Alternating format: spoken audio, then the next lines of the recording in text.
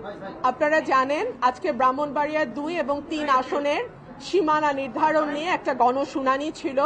আমি ব্রাহ্মণবাড়িয়া 2 এর পক্ষে সেই গণশুনানিতে অংশগ্রহণ করি। আমার পয়েন্ট ছিল 4-5টা। এক হচ্ছে স্বাধীনতার 53 বছরে এই যে 3টা ইউনিয়ন চান্দুরা, ভুদন্তি, হরসপুর এরা ছিল সরাইলের সঙ্গে।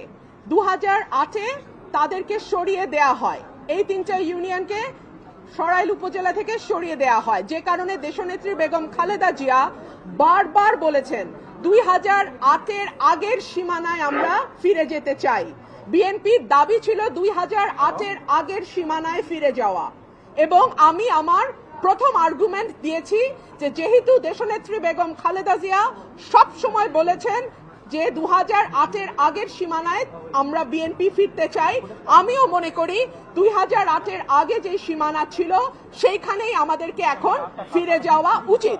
মাঝখানে 15 বছর একটা ফ্যাসিস্ট সরকার ছিল যারা তাদের নিজস্ব ভোট কারচুপির জন্য নিজস্ব সুবিধা অনুযায়ী সীমানা নির্ধারণ করেছে, সেই সীমানা আমরা মানি না। সেজন্য আমরা বলেছি 2008-এর আগের যে সীমানা, যেটা দেশনেত্রী বেগম খালেদা জিয়ার ইচ্ছা ছিল, সেখানে যাওয়া হোক। 2 হচ্ছে আমাদের ভোটার সংখ্যা 6 লক্ষ, মানে বিজয়নগরের ভোটার সংখ্যা বা ব্রাহ্মণবাড়িয়া 3-এর ভোটার সংখ্যা 6,10,000, আর আমাদের যেটা সরাইল আশুগঞ্জ সেখানে ভোটার সংখ্যা 4,20,000-এর মতো, আর এই 3টা ইউনিয়নের ভোটার হচ্ছে 1 লক্ষ। এই 1 লক্ষ যদি সরাইলের সঙ্গেও যুক্ত হয়, তারপরেও দেখা যাবে যে সদরের সঙ্গে বা বিজয়নগরের সঙ্গে সরাইলের ভোটার পার্থক্য অলমোস্ট 2 লাখ থেকে যায়।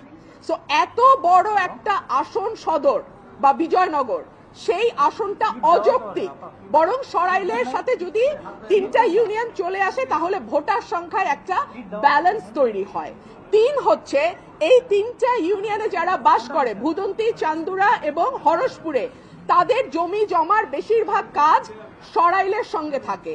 সো তাদের জমি রেজিস্ট্রি থেকে শুরু করে অন্যান্য যে দাপ্তরিক কাজ, সেটা সরাইল ইউনিয়নে গিয়ে করতে হয়, সরাইল উপজেলায় গিয়ে করতে হয়। সে কারণে আমি বলেছি এই 3টা ইউনিয়নকে সরাইলের সঙ্গে যুক্ত করে দেয়া হোক।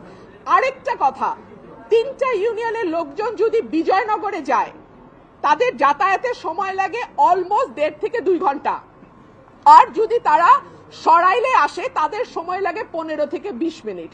তাহলে আপনারাই বলেন, যে 3টা ইউনিয়ন বিজয়নগরে যেতে 1.5 ঘন্টা লাগে, আর যদি 10 মিনিট 15 মিনিটে তারা সরাইলে আসতে পারে, তাহলে তাদের কোথায় থাকা উচিত? সরাইলে থাকা উচিত নাকি বিজয়নগরে থাকা উচিত? এই প্রশ্নগুলোই আমি নির্বাচন কমিশনে তুলেছিলাম। অত্যন্ত দুঃখজনক ব্যাপার হলো এখানে একটি মারামারি হয়েছে। আমি যেহেতু একজন আইনজীবী, আমি মনে করেছি আমার কেস আমি নিজেই প্রেজেন্ট করব। সো আমার কেস আমি প্রেজেন্ট করেছি।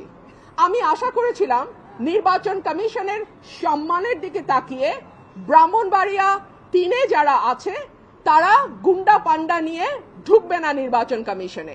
বাট আনফরচুনেটলি আমি দেখলাম ব্রাহ্মণবাড়িয়া 3-এ যিনি প্রার্থী, তিনি তার সদল বলে 20-25 জন মিলে গুন্ডা পান্ডার মতন তারা সেখানে আচার আচরণ করলেন। অত্যন্ত দুঃখজনক, অত্যন্ত লজ্জাজনক, এবং আমি মনে করি এটা কমিশনের যে ভাবমূর্তি, যে গাম্ভীর্য এবং যে সম্মান, সেইটার সঙ্গে এটা যায় না। আমি আপনাদেরকে কিছু ছবি দেখাচ্ছি, তারা এলাকায় বিভিন্ন মানুষকে কিভাবে পিটিয়ে পিটিয়ে তারা স্বীকারোক্তি আদায় করেছে। So this is there nature. হ্যাঁ, এখনো ইলেকশন আসে নাই, একটা সীমানা নির্ধারণ নিয়ে এলাকায় এইভাবে তারা পিটিয়ে, ব্রাহ্মণবাড়িয়া 3-এর যিনি আছেন তিনি এইভাবে পিটিয়ে পিটিয়ে মানুষকে স্বীকারোক্তি নিয়েছেন। এনিওয়ে নির্বাচন কমিশনে আমরা প্রেজেন্ট করেছি, ভৌগোলিক দিক বিবেচনায়, জনসংখ্যা বিবেচনায় এবং সকল কিছুর বিবেচনায় আমি আশা করব নির্বাচন কমিশন যে সিদ্ধান্ত নিয়েছে সেটি সঠিক সিদ্ধান্ত, এবং সেই সিদ্ধান্তই নির্বাচন কমিশন বহাল রাখবে। যেহেতু ওদের 10 জন 12 জন মিলে কথা বলছে, সো আমি আমি একজন কথা বলেছি আর আমার পক্ষে একজন উনি ডাক্তার, উনি কথা বলেছেন। আমি কোনো গুন্ডা বদমাশের মেলা করি নাই, করতে চাইলে করতে পারতাম। গুন্ডা আনতে চাইলে গুন্ডা আনা যায়, অসুবিধা হয় না। আমি ভদ্রলোক নিয়ে এসেছি, ভদ্রলোক আসবেন, কমিশনে শুনানি করবেন, রায় হবে, যেটা রায় হয় হবে। কিন্তু তারা যেহেতু গুন্ডা পান্ডা নিয়ে এসছে এবং আবল তাবল বকছে, কথা বলেই যাচ্ছে, আমি লাস্টে একটা কথা বলার জন্য দাঁড়িয়েছি, এবং যেটা 15 বছরে হয় নাই, সেটা আজকে হয়েছে। অলমোস্ট আমার গায়ে ধাক্কা দিয়ে আমাকে ফেলে দেওয়ার চেষ্টা হয়েছে। যেই বিএনপির নেতা কর্মীদের জন্য গত 15 বছর লড়াই করলাম, তারা আমাকে এখন ধাক্কা দেয়। তো ঠিক আছে, ধাক্কার বদলে তো ধাক্কা আসবেই, তাই না? সেটাই হয়েছে। আমি অ্যাকচুয়ালি সত্যিটা বলতে গিয়ে আমাকে প্রায় মেরে ফেলার মতো একটা অ্যাটাক করা হয়েছে। আর যদি উনি না থাকতেন কিংবা আমার ভাই শুভ না থাকতেন, তাহলে হয়তো বা ওনারা আমাকে মেরে ফেলতেন, এরকম একটা অবস্থা হয়েছে। আপনারা তো সবকিছু দেখছেনই, অথচ আমার দোষ ছিল, আমি সত্যিটা বলতে গেছি। নির্বাচনের আগে একটা সীমানা নিয়ে যদি এইরকম আচরণ আমরা দেখি নিজের দলের মধ্যে, হু নোজ নির্বাচনে কি হবে।